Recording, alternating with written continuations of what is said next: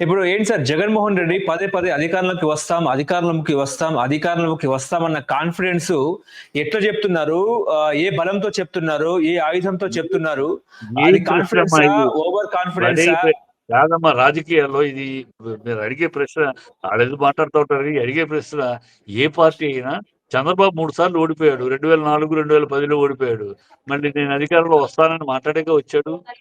రాజకీయ పార్టీలు ఓడుతా ఉంటాయి, గెలుస్తా ఉంటాయి. ఓడిపోగానే మేము రిజైన్ చేస్తున్నాం, రిటైర్ అవుతాం అని చెప్పరు ఏ పార్టీ కూడా. చంద్రబాబు ఎన్నిసార్లు ఓడిపోలా? రామారావు గారు ఓడిపోలేదా? ఎంజిఆర్ ఎంజిఆర్ రామారావు ఓడిపోలేదా? ఇందిరాగాంధీ ఓడిపోలేదా? ఎవరు ఓడిపోలా?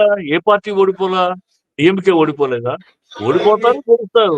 ఓడిపోగానే రాజీనామా అయిపోయి మేము స్వస్తి అంటారా? ఎవరు అనరు. వీళ్ళేదో కొత్తగా మాట్లాడుతారు వింతగాను.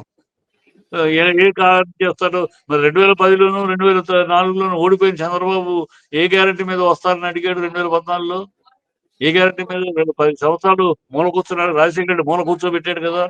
ఏ లెక్కలో వస్తానన్నారు. పార్టీ ఏ పార్టీ అయినా మేము వస్తాం మళ్ళీ అధికారంలోకి అనక మేము రామయ్య మా జీవితాలు అయిపోయినాయి అంటారా? బుద్ధి లేని మాటలయ్యా, కూటమి మాటలు మాట్లాడేది. అదే మీరు కూడా ఎందుకు అడుగుతారు? అది బుద్ధి లేని, బుద్ధిహీనమైన, విజ్ఞాన శూన్యులైన మాటలు. రాజకీయాలు అన్నాక పార్టీ బతుకుద్ది, ఒక ఎన్నికల్లో ఓడుద్ది, ఒక ఎన్నికల్లో గెలుస్తుంది. ఈ శాశ్వతాలు గెలుపోవటంలో ఏ పార్టీకి కూడా. ఈ భారతదేశంలో ఏ పార్టీకే శాశ్వతం కాదు. కనుక అది జరుగుతూ గెలుస్తామని అంటారు. గెలుస్తామని అనుకో మేము అయిపోయింది మా కొట్టు కట్టేసామంటారా? ఏ పిచ్చి మాటలు వీళ్ళు మాట్లాడేది. ఇప్పుడు కూటమి అజ్ఞానము, అర్థజ్ఞానము, అహంకారం మాటలు. ఇవన్నీ కూటమి మాట్లాడే అహంకారం మాటలు. ఏ పాయింట్ తోటి వస్తాడంటే మీరు ఏ పాయింట్ తో వచ్చారో ఆ పాయింట్ తోటి మీరు ఓడిపోయి ఎలా వచ్చారు 10 నుంచి 14, 4 నుంచి 14గా మూల కూర్చోలేదా? మొన్న 19 నుంచి 24 దాకా మూల కూర్చోలేదా?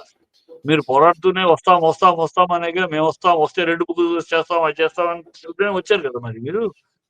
ఓకే. ఇప్పుడు మాటలు. మొన్న చిట్టిబాబు గారు మొన్న కార్యకర్తల మీటింగ్ లో ఏంటంటే జగన్మోహన్ రెడ్డి గారు డిజిటల్ బుక్ ఏర్పాటు చేస్తున్నాము. తప్పు చేసిన వాళ్ళ పేర్లు కూడా కార్యకర్తలను వేధించిన వాళ్ళ పేర్లు కూడా డిజిటల్ బుక్ లో రాసుకుంటామని చెప్పేసి జగన్మోహన్ రెడ్డి చెప్పారు. అటు పక్క ఏంటంటే రెడ్ బుక్ తలదన్నెలా డిజిటల్ బుక్ ఉంటుందా అంటే ఏం చెప్తారు? అది ఇంకోటి ఏంటంటే కాదమ్మా. డిజిటల్ మీరు చెప్పండి సార్. జగన్ గురించి మాట్లాడతారు కానీ ఇదే రెడ్ బుక్ గురించి ఎలక్షన్ అప్పుడు ఎన్ని మాట్లాడలేదు లోకేష్. ఈ రెడ్ బుక్ ఆఫీసర్ని వ్యాపారిని వదిలిపెట్టాం, అందరినీ వదిలిపెట్టాం. ఎవరైనా సరే ఈ రెడ్ బుక్ తీస్తామని మాట్లాడలేదా? మేము అధికారంలో వచ్చారా మీ అంతా చూస్తామని మాట్లాడలేదా? ఆ రోజు లోకేష్ మాట్లాడినప్పుడు తప్పులేంది వీళ్ళు మాట్లాడితే తప్పు వచ్చిందా? ఆ రోజు లోకేష్ మాట్లాడలా? చంద్రబాబు మాట్లాడలా?